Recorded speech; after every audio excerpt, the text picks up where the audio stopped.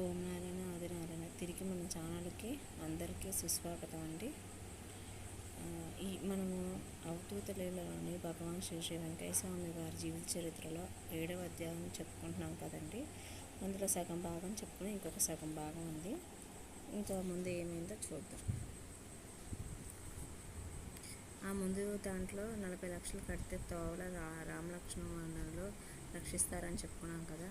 అయితే ఇందులో ఊరికి పోతే అమ్మని కాపాడుతుంది, రేపు ఉదయం నాకు చెప్పకుండా వెళ్ళి మరలా వచ్చే అని చీటీ రాయించి ఇచ్చారు స్వామివారు. అతడు అలాగే వెళ్ళాడు. రాజంపేట రైల్వే స్టేషన్లో ప్లాట్ఫామ్ మీద నడుస్తున్నాడు. లైట్ ఫోకస్ వల్ల కళ్ళు కనిపించక ప్లాట్ఫామ్ నుండి జారి 4 అడుగుల లోతులో ఉన్న రైలు పట్టాల మీద పడినప్పటికీ ఏమాత్రము దెబ్బ తగలలేదు. ఊరికి చేరాక అతడక్కడ ఉన్న 4 రోజులు గ్రామదేవత ఎల్లమ్మ అతనికి దర్శనం అయ్యింది. పట్టాల మీద పడ్డప్పుడు స్వామివారు తావలో రామలక్ష్మణులు కాపాడతారు అన్నమాట అని అర్థమైంది. గొలగముడి చెత్తయ్యకు ఒకప్పుడు చేలు ముసుగు లేస్తుంటే తేలు బురదలో ముండి అరికాల్లో కుట్టింది. ఓం గురుదేవ అని కాలు గట్టిగా పట్టుకుని స్వామివారిని స్మరించాడు. వెంటనే బాధ లేకుండా పోయి మరలా తిరిగి యథాప్రకారం చేలో పని చేయగలిగాడు.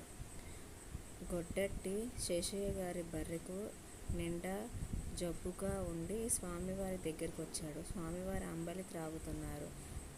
సేవకులు ఇప్పుడు కాదు, స్వామివారి గంజి త్రాగుతున్నారు, దూరంగా ఉండు అన్నారు.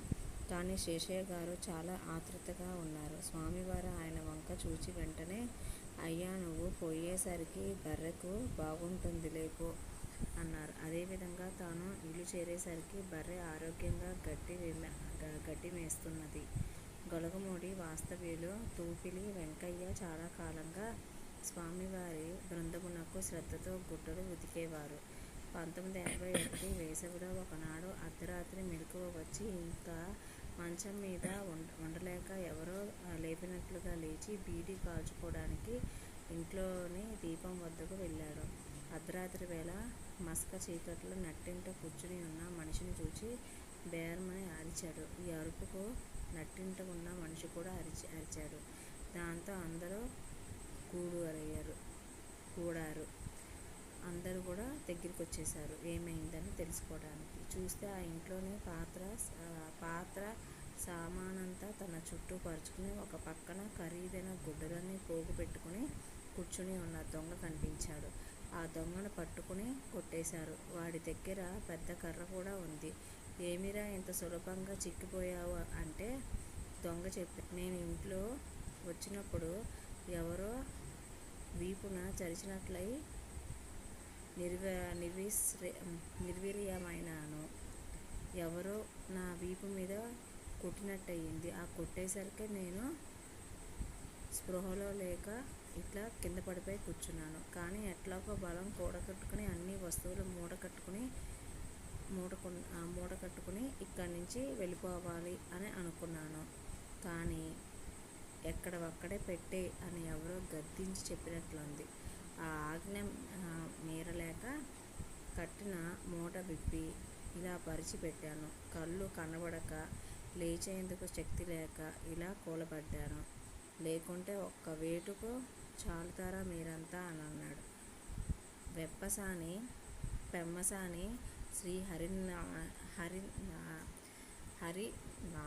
నాయుడు గారు తన బండిలో స్వామివారిని వారు కోరిన మజిలీకి తీసుకువెళ్ళేవాడు. ఆయన భార్య స్వామివారి విడిదికి వెళ్ళి నమస్కరించింది. అమ్మా, నీకు పసుపు కుంకుమ గండమున్నది.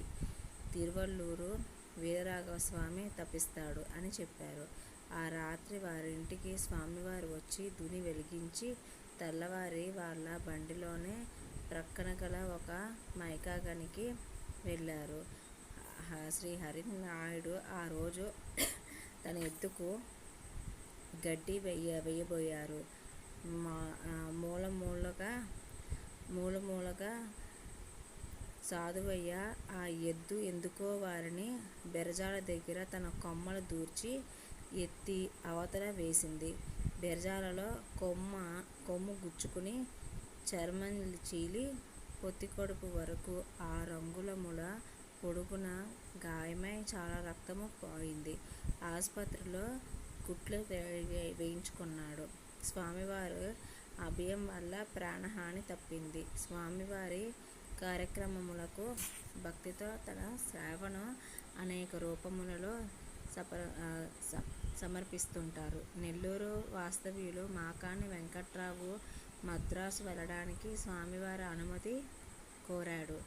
మామూలుగా వెళ్ళిరమ్మను అని గాని, లేక బంగారంగా పోయిరమ్మను అని గాని అనే స్వామివారు ఆ రోజు తిరువళ్ళూరు వీరరాఘవస్వామి, కంచి వరదరాజుల స్వామి నిన్ను రక్షిస్తారు పో అన్నారు. వెంకట్రావు మద్రాసు వెళ్ళి రద్దీగా ఉన్న బస్సు ఎక్కడంలో ఒక కాలు ఫుట్బోర్డు మీద నుంచి ఒక చేతితో కమ్మి పట్టుకున్నాడు. రెండవ కాలు ఎత్తక మునిపే బస్సు కదలటం వలన కాలు నేల జారుచుకుంటున్నది. అతడు పడిపోయాడు అనుకున్నారందరూ. వెనుక వాళ్ళు అరుస్తున్న డ్రైవరుకు వినిపించలేదు. అతడు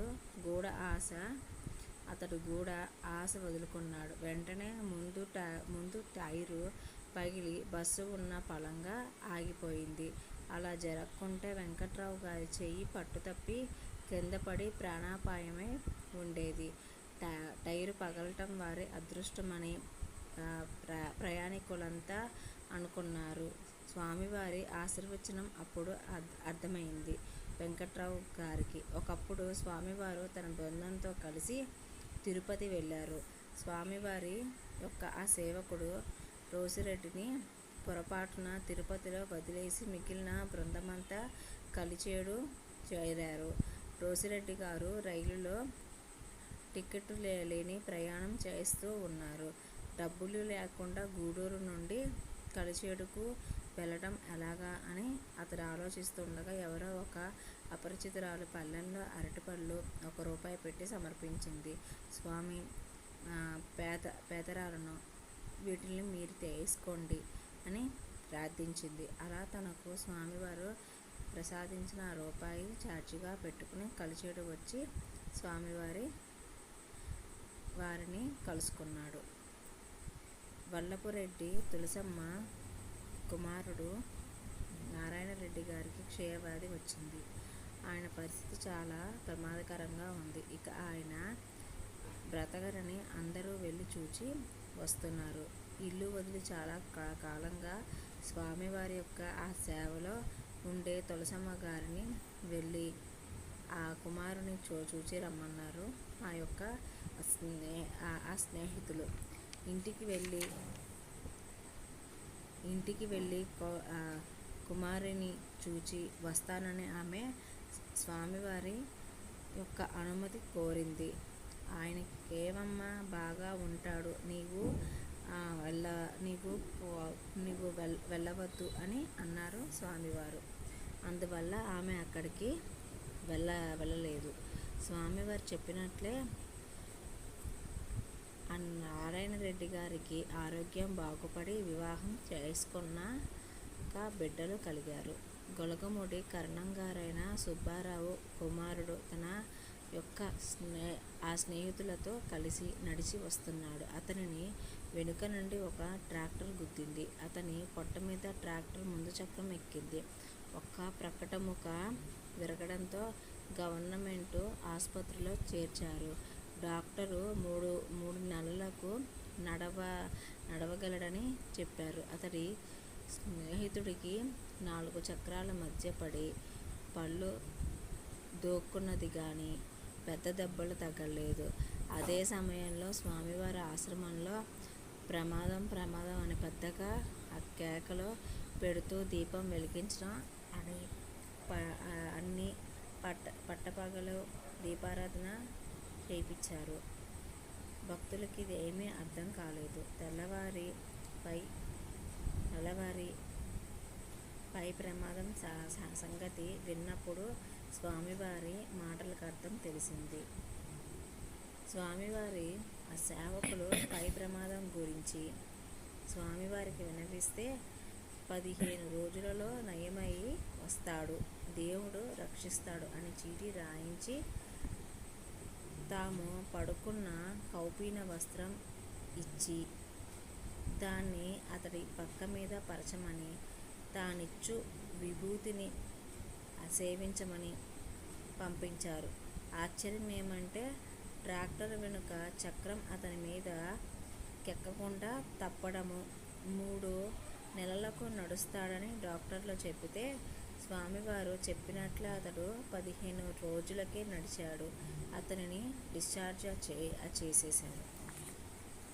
ఈ విధంగా మనకి 7వ అధ్యాయము 2వ భాగం కూడా పూర్తయినదండి. పూర్తయిన వెంటనే మనం ఎప్పుడు కూడా అనుకుంటాం కదా స్వామివారి యొక్క అనుభవాలు చెప్పుకోవాలని.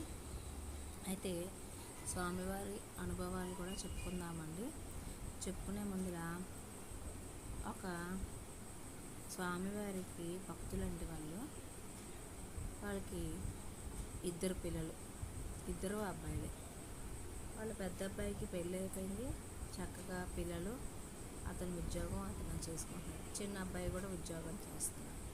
అయితే చిన్న అబ్బాయికి ఉద్యోగం చేస్తున్నాడు, వెళ్తున్నాడు, వస్తున్నాడు. ఉద్యోగం కరెక్ట్గా స్థిరంగా లేదు.